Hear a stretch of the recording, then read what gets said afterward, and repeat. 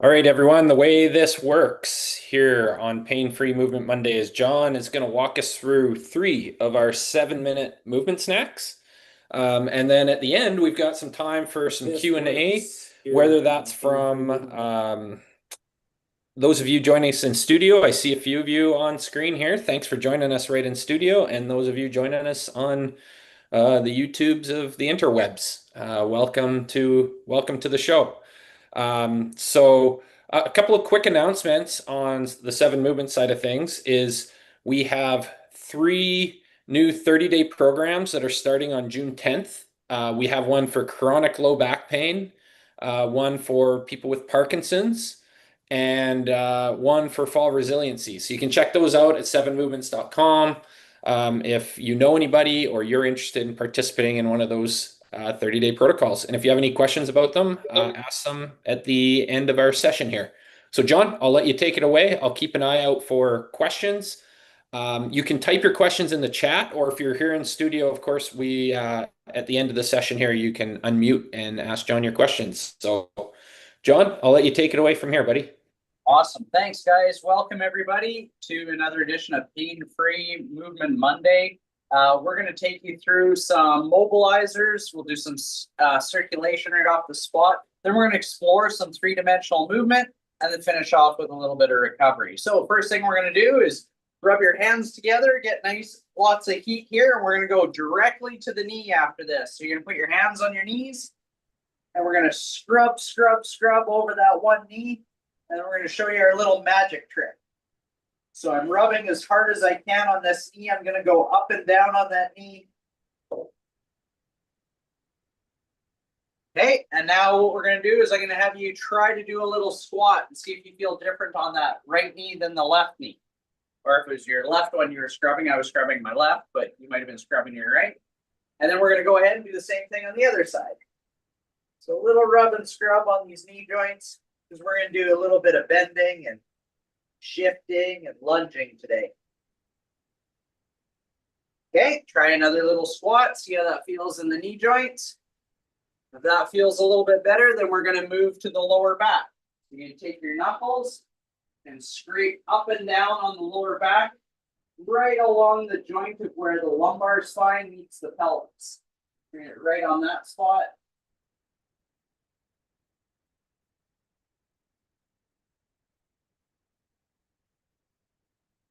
Okay, go left to right and up and down. And then go ahead and try your squat again. See how that feels in your lower back. It should feel a little bit nicer. Okay, then we're going to go to the outside of the hips. So find that knob that fits right on the outside of the hip there. Scrub up and down. Get to the front side of it. Get underneath it. Go to the back side of that knob. It's kind of like a circle, so you can hit it at all different points. Okay, and then try your squat again. It should feel like you're moving a little bit better there.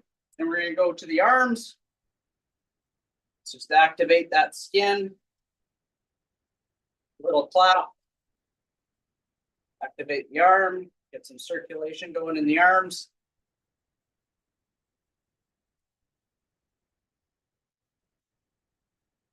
Okay. Hands are going to be on your hips. Your feet are going to be a little bit wider than shoulder width apart. I'm going to point this down so you can see my feet a little better. There you go. Yeah. Okay, so hands on the outside of your hips, and we're just going to slide your hips left to right.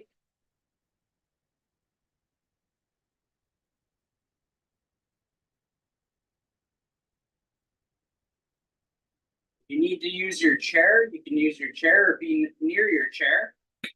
All I'm going to do is hang on and just slide my hips left to right.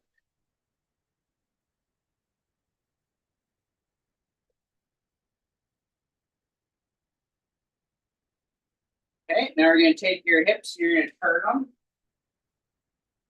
Rotate at the pelvis. You should feel your foot collapse, your knee dive down and in. That's normal. Just let those hips go with the pelvis. Let the opposite side react. Okay, same thing if I got my chair here. Just going to turn my hips.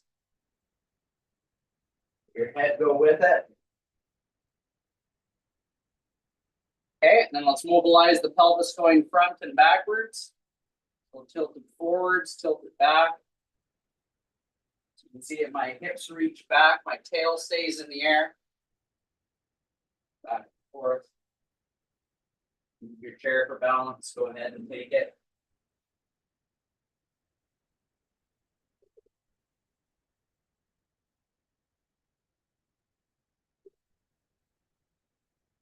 Okay, now we're gonna use same three, but we're gonna have 1 foot further forward than the other. So the reason why we put 1 foot further forward than the other is that decouples the pelvis. So that means one part of your pelvis is rotated forward while the other is rotated back, which takes stress off the lumbar spine. So we're gonna have your hands on your hips, slide left to right.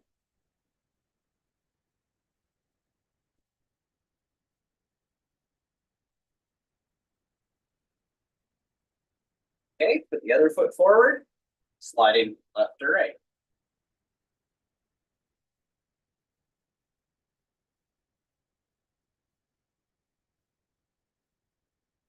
Okay, alternating your foot forward, go ahead and turn your shoulders.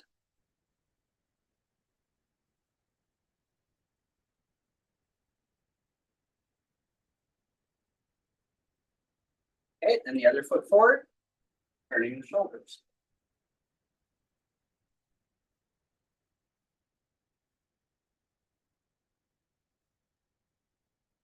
Okay, other foot forward. Now, can you guess where we're going?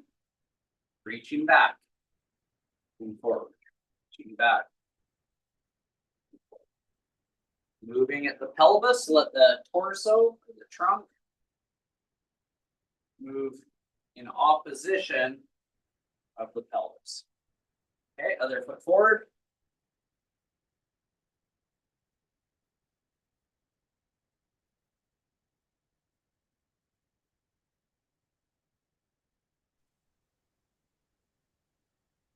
Great, let's go to a really wide stance. You can have your hand on your chair for stability.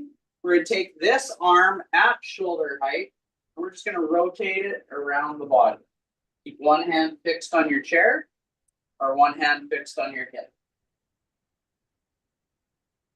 We're getting the spine to play the game a little bit more, the upper spine, the thoracic spine. Let your eyes go with your hand. Okay, other side.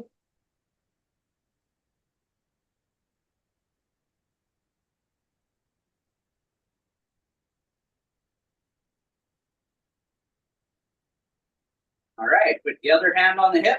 This one's going to go back and forth. So overhead, like you're creating a little C. Drawing a C with your arm. So our spine is moving through side flexion. Okay, hand here on my chair for help.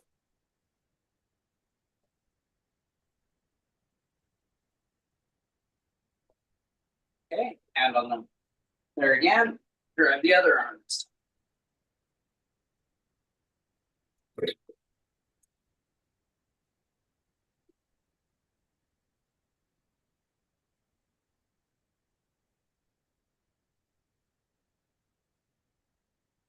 Keep changing my angle so you can see where my hips and feet are going also.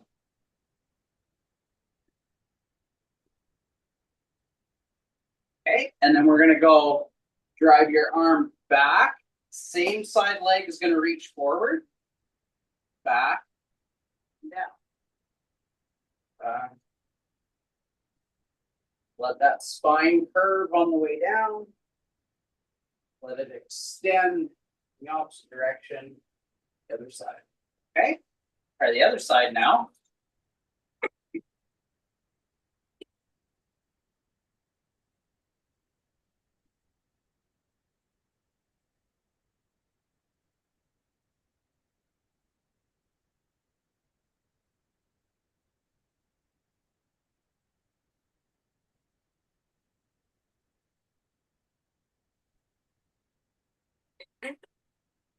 Very good. All right, we got you mobile.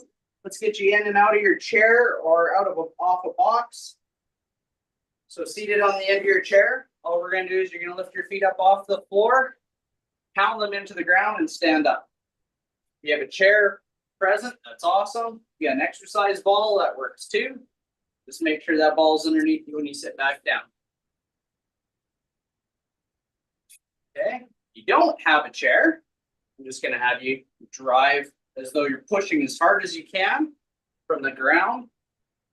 And just touch your bum lightly to the chair, or if there's no chair there, or a box or bench, that's okay. Just drive yourself straight up and down.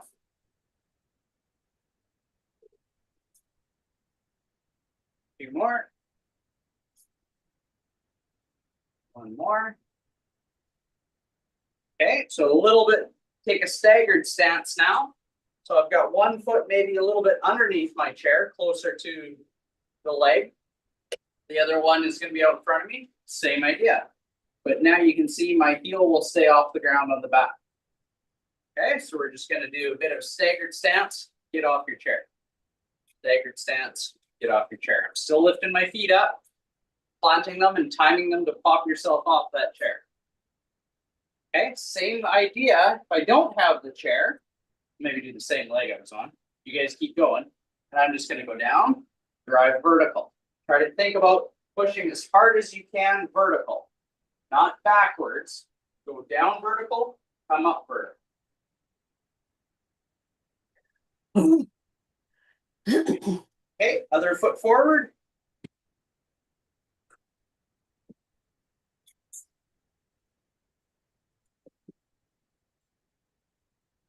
Again, I'm a 1.5 stance, we call this. So half my foot is on the ground on my back leg. My front leg, I'm using my full foot, but I'm timing both feet to plunk onto that floor at the same time. Down, push with both legs on the way up. Down, push with both legs on the way up. Straight vertical, like your head's going through the clouds.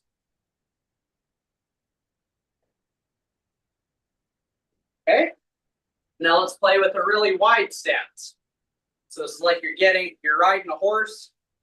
We're really, really wide here.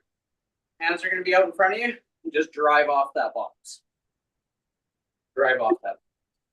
If you don't have that box, you get to do the traditional martial arts horse stance. Driving yourself straight vertical. Again, pelvis is going up as I finish forward. Straight up. This is a sneaky way to get lots of squats in just by changing your stance. Okay, all right, let's move on from squats into lunges. A lunge by definition is we're stepping and returning. So different than a squat is holding the body. A lunge is I'm going to step and I'm going to return to where I came from. So go ahead and explore how far you want to travel. But what we want to do is your left foot stays just as good of rhythm as your other foot. Okay? Step forward and return. It's almost like you're stepping across the street and you're like, nope, a bus is coming. You're going to step back. Go. Okay. And we're going to explore, maybe go a little further. Step a little bigger. You'll find there's a greater demand now for the hip and the hamstring. Slow all your momentum down. That's the benefit of the lunge exercise. It teaches us to resist gravity as gravity wants to throw me into the ground. So one of the most important exercises we could do to prevent falls is get really efficient at the lunge pattern. Okay, so the next one we're going to go is the same idea, but we're going to travel in a different direction. Step to the side, come home. Step to the side, come home. Step to the side, come home. I think about trying to get my head over my footprint. Okay, so as I create a footprint, I want my head to move into that footprint. Okay, so if you drew a straight line when I plant my foot, my head would be almost right over top of my foot. Just think head over foot. Head over foot. Okay, let's go to the other side. Head over foot. Head over foot. Let those arms just swing with you.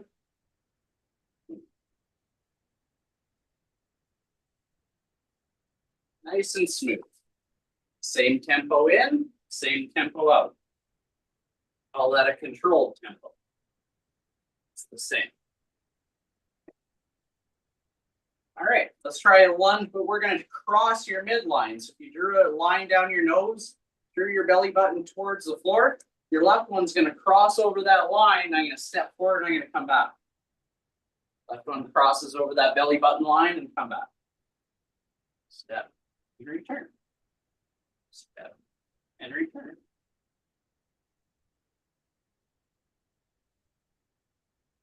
Good. Other side. Right foot's going over top of your belly button line. Step and return.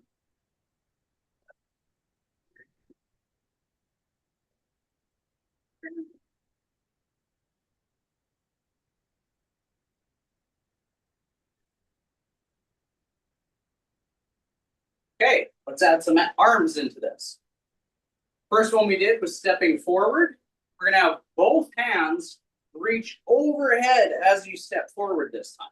Both arms reach way up as though you're catching a ball that's being thrown too high for you. Reach up, reach from the shoulder blades. Lengthen that spine as you step and return. Reach and catch. Reach and catch. Okay, let's go with the other foot forward now. Step forward, reach real high, catch right above your head. Ball's thrown right above your head. Right above your head. Two more.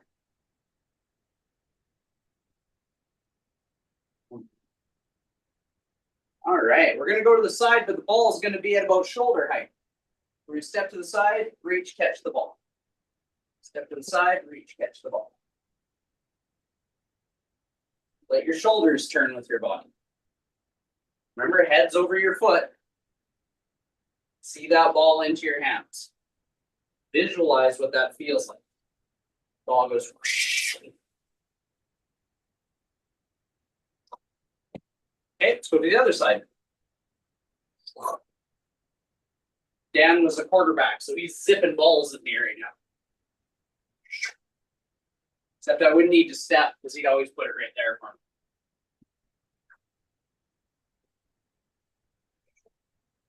One more. There we go. Okay. Now we're going to do that crossover step. We're going to reach a little lower. So we've got a ball that maybe went a little lower than expected. Let's see if you can step and reach just below your knee. Just below your knee. So in order to have balance, I got to stick my tail out. So I can stick my bum back as I cross over and bring my hands lower. Okay. Let's do the other side. Cross over, reach and catch the ball. Step over, reach, catch the ball. Catch the ball. More time. Here you go. Perfect.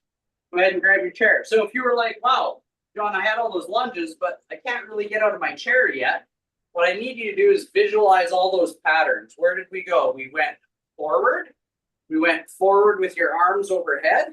And you can take steps and reaches with your legs at the same time as being in your chair. Because all that motion of reaching and stepping is rewiring the program in your brain. So it makes it easier that as you get stronger, you're going to feel more competent to do those because you've rehearsed that pattern in your head. You've seen me do it. You've seen it. And then when it's time to get up and just rehearse that pattern, you can do it from a smaller direction. And we've got 360 degrees of motion that we could explore, as well as reaching just a little bit, reaching about midway, reaching as far as you can. That is going to teach the body to be able to get into those odd positions. Okay, let's do a little bit of recovery here. So we're going to put both feet underneath your chair. You're going to take your arms, you're going to reach them way back. I want you to expand your rib cage. And we're going to think about taking some deep breaths here. As you breathe in through the nose, expand the ribs. Hold for 3. And out. Okay, let's reset. Do it again. Sit up big and tall. reach nice and tall, tall, tall, tall, tall. Expand the ribs. Big breath in through the nose. And out. One more time. Reach tall, tall, tall. Expand the ribs. Breath in through the nose. Hold for 3.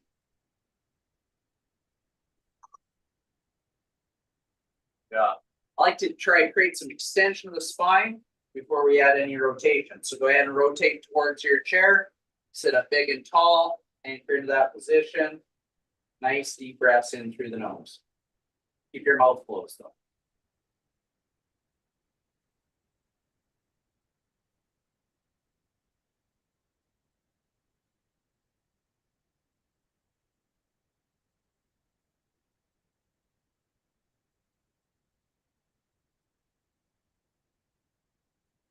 Okay, turn to the other side. Grab onto that arm. Nice posture. Deep breaths.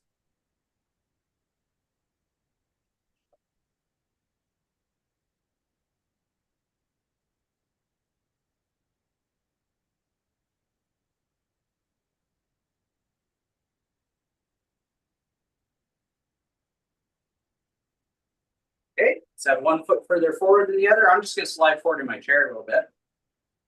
1 foot further forward than the other. I'm going to reach, put my heel on the ground. Stay nice and tall. Lean forward till you feel a bit of a stretch in your hamstring. And you just let your hands reach towards your knee. Okay. Feel a nice stretch here. Feel like you need to get lower, you can get lower, but try to keep your shoulders wide and your chest up. Okay, let's go to the other side.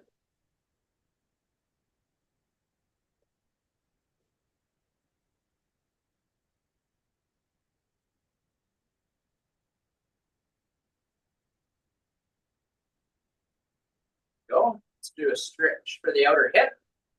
You can take one ankle, put it up onto your knee, just like you're sitting for tea. We're gonna try to create a 90-degree angle between your shin and your foot. 90-degree angle between your hip and your knee. Sit up nice and tall. You should feel this nice stretch in the outside of the hip.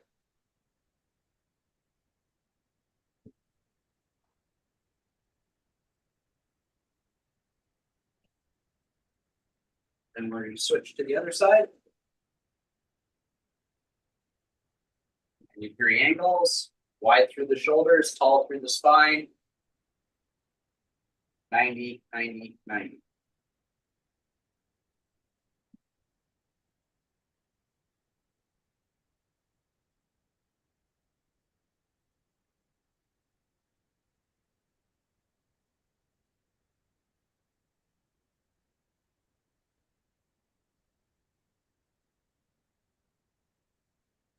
Go, you can unlock your knee. Go body clap.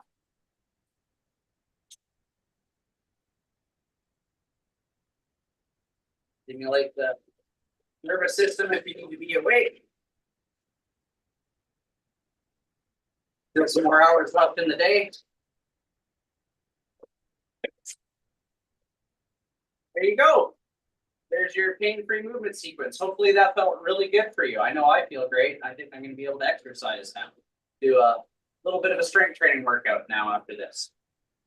Who has some questions? Awesome. Yeah, thanks, John. I feel better too. So I like the clapping. What's the clapping doing? Clapping, what we're doing is we're stimulating the sensory motor system.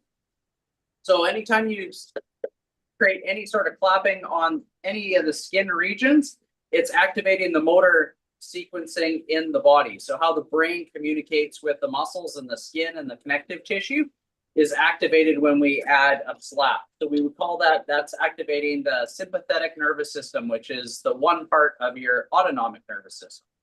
When you do something very light touch, right, that's going to activate the parasympathetic nervous system. You know, like when grandma would like scratch your back up and down while you're trying to sleep when you were a kid, that's helping create the rest and digest part of the nervous system, which we call the parasympathetic nervous system. That helps wind you down. That takes threat away. That's why touch and caring touch helps us feel safe. And so that drives that fight or flight response down, raises that response to help us recover or sleep or just rest. So sometimes if we do a lot of recovery strategies, have you ever gone to like an acupuncture class, or you've had an acupuncture session, and then you leave and you got to get in the car and you're like, I don't feel ready to drive the car. Like I'm too loosey goosey and my reaction time will suck. I better wait in the car for a little bit. I generally would do like a little body clapping and wake myself up before I engage in operating a motor vehicle because I feel intoxicated because I'm too relaxed. Awesome. Awesome. Okay, folks, we're here. We've got, so if you're on YouTube, I'm looking at your questions are coming in. But we also have a few people in studio here. So if you have a question in studio, we're going to go first. And Carol, I saw you raise your hand. I think I see you raising your hand there. So go ahead. Yeah.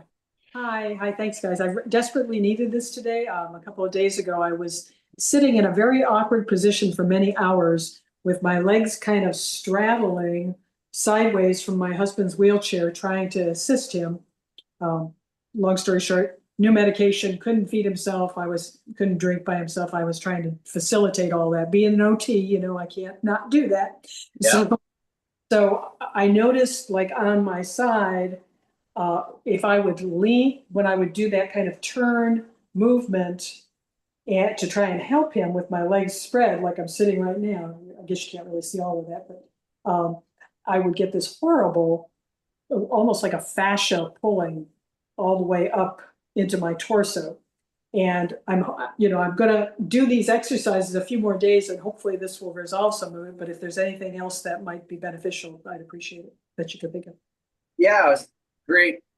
Thank you for the comment. I mean, it's fascinating how the body functions, isn't it? Like as soon as you had a wider stance, the demand of where your pelvis can go is limited because the femur is stretched so wide that the pelvis can't really shift into it. And then the thoracic spine has to make up all that extra space, right? So what I would say to counteract that would be to do some exercise where your feet are closer together. So almost like touching together, and then put your hands on your hips and then take the pelvis through the three cardinal planes of motion. So that means, what directions do I mean? I mean, forwards, backwards, side to side, and twisting. Does that make sense? And then you can drive your arms with it. So I just demonstrate it. You were here, right? And were you in a seated position at the same time? Yes. Yeah. So if you're here, and then you're trying to get over here, there's not a lot of space for the body to make that up. Like the thoracic spine has to do all of it. Yeah. It's even harder because now you've anchored your butt onto the chair. So now it's like the tissue at the bottom of your hamstring can't extend either because it's being pinned, right? You're on like the pointy parts of the butt, right? The ischial tuberosity. So it's dragging onto the ground. So you don't really get a lot of space there. So what I'd suggest is us going back. Same time, yeah. Yeah. So let's get you into like more of a neutral stance, but narrower. So neutral this would kind of be neutral. It would be like hip width, right?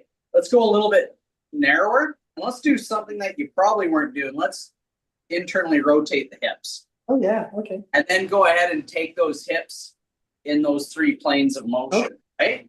So what that's doing is you were way out here, which means your hip was probably externally rotated. Let's do the opposite. Let's get them narrower. Let's internally rotate them. And then let's drag that pelvis through here to counter rotate and to counter nutate the spot that you were kind of stuck in, right? And then we can start adding some reaches. Okay. Right? In those positions. And then essentially all those connective tissues, we're asking them to do the opposite of what was happening before. Okay, that sounds good. Yeah, try that. Okay, thank you very much. Yeah. Awesome. Just looking at our folks in studio here. Any other hands going up? Any other questions inside here? Otherwise, I'll pop over to our YouTube folks.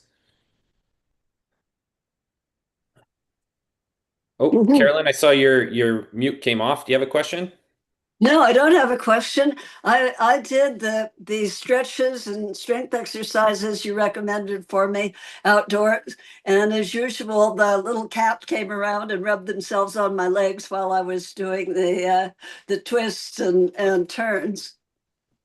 So what we just did now, actually, you with the same movements, but you pointed out to me that I can do them in a more stretched out way, and and I appreciate that I can put a different kind of energy into it. Yeah, Um, great. but now, when my complaint when you first recommended this to me was that. Um, because I have a curvature of the spine, my back muscles hurt when I walked because it's not symmetrical, and that no longer happens. Oh, that's awesome. I have no back problems when I'm walking at all, so Oh, that's awesome. it works. Yeah. Loosening up the pelvis made a huge difference. Yes. Yeah, great. Awesome. That makes me happy. I'm glad. Well, look, it only works when you're doing it, right? So the That's fact right. that you stuck to doing it over time and you were consistent with it, that's why it works, right? Mhm. Yes. Um, but the other thing I've noticed is if my feet get numb because of the curvature of the spine, that's the lumbar spinal stenosis. And so anytime I neglect to do this, the back muscles relax and the muscles get pinched and my feet are numb, which of course is not good from the standpoint of falling. You don't Right. want to have numb feet. So if I keep those muscles activated, um, it, it it takes care of that. Oh, that's good. Yeah, Keep it just up. I'd let you know. Thank It's you. a Appreciate it. fairly serious problem, and I really appreciate it. Knowing that I'm in control, that this isn't just something that's been inflicted on me is nice too. Yeah, 100%. Oh, that makes me happy that you're feeling better. That's awesome. Great. Yeah, thanks for sharing that, Carolyn. Mhm. Maybe over to you too, John, a few questions kind of in this line of, how often should I be kind of doing these movement snacks before I start feeling some results? And what are those results? I'd like your take on that. Yeah, every human being is completely different. What I've found is that the people that are most consistent, like Carolyn, that do this kind of on a regular basis, and regular meaning like at minimum daily, will now start, your connective tissues will start to become a little bit more elastic. And then with that elasticity and better circulation, your bones are going to start to slide into positions that give them opportunity to move well when the task demands it. Oftentimes, we don't really move too much throughout the day anymore. The tasks in our daily lives don't really demand us to have to move in odd positions or have to get up and move around very often. We're kind of stuck in one spot. And so as a result of that is your collagen makeup that makes up primarily all your supporting organ, which is the fascial system, and then the muscles that help move the bones within that fascial system, they don't need to be activated because our tasks don't demand it. So really what I think we ought to be doing as human beings is explore our bubble more, which means how do I move in lots of different directions through different distances and different depths? How do I do that with combinations of movements? So today we did some squatting, we did some lunging, and we did some lunging with reaching. And when we build those combinations, the nervous system has to control where we are in time and space relative to the demand. So you asked me how many times before I see results. I would say, just like we say at 7 Movements, the smaller doses of these things that we do more frequently throughout the day tune the motor system to be working better so that it takes stress off of the joints. Often like most people that have structural pains, so some sort of musculoskeletal pain, It's because those bones are not in their optimal position. When they get to their optimal position as a result of us moving through gravity and against the ground. And so when we interact with the ground in a variety of different ways, you are tuning the system to be a more high performance machine. When the nervous system detects that, it starts to let off the alarm. And so pain is just an alarm. It's just going to turn itself down. So the trick is don't put yourself in a vulnerable position that's going to push into a range that you can't control. Shrink your bubble. And that means if your bubble kind of looks like more like a squished bubble, like you got one air, like your left side moves a little bit better than your right side, just shrink the left one until it becomes symmetrical and then grow them together. And what will happen is, because you've lowered the threat to the nervous system, the brain will say, hey, John, thanks for lowering the threat. I'll turn the alarm down. And then over time, that alarm just keeps going down, down, down, because your brain's saying, thank you. You're of no threat here. That joint is in a good position. So that's the approach that we take with pain management and managing chronic pain. I would say that the more frequently you get up and move, the better, because you're improving circulation, you're improving mobility, you're activating the nervous system, and you're telling the body that it's safer, which in turn will enhance its recovery. So those are the key components to it. And the more frequently you get up and move, even if it's for 60 seconds, the better you're going to feel, right? And pretty soon, if you get used to doing these strategies that we put in place, it'll become autonomic for you. It's like the little light that goes off on your dashboard that says check engine. When you start to get that little, oh, my hip doesn't feel very good, and the brain says, oh yeah, that doesn't feel very good, you'll immediately start doing this. I'm going to triangulate motion of that one particular hip, and then my hip feels better, and then the check engine light goes off.